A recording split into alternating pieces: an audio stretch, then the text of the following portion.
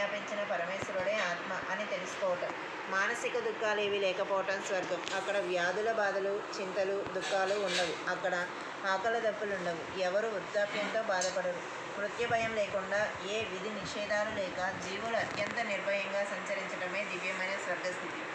ఆ బ్రహ్మ స్థావరాలలోనూ స్థావర జంగమాలలోనూ సంపూర్ణంగా ఉన్న అదే తత్వం మృత్యువు తర్వాత ఉంటుంది. అది అక్కడ మరియు పృథ్వీ పైన భిన్నత్వం లేకుండా ఉంటుంది. అజ్ఞాన మోహంలో ఉన్న జీవుడు ప్రపంచ వ్యవహారాలను త్యజించిన అతనికి ఉపాధితో కూడి ఉన్న ఆత్మ బ్రహ్మ కానిది వలె భాషిస్తుంది. నేను జీవుణ్ణి, బ్రహ్మను కాను, నేను వేరు, పరబ్రహ్మ నాకంటే భిన్నుడు అన్న వేద జ్ఞానమున్న వారు మృత్యు ఆధీనంలో ఉంటారు. జననం వెనుక మరణం, మరణం వెనుక మరలా జననం.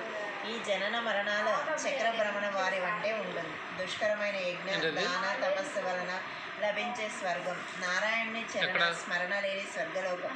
ఎందుకు? కేవలం విషయ భోగాలకు స్థానమైన స్వర్గభువనం మనకు అవసరం లేదు.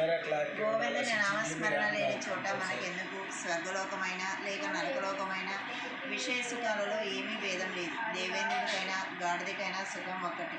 ఇంద్రుడు నందనవనంలో విహరిస్తే గాడిద పెట్టకుండా కొట్లాడుతుంది. అలా సుఖం ఒకటి. ఏకాస్త భేదం లేకుండా సమానంగా ఉంటుంది. పుణ్యం క్షేమం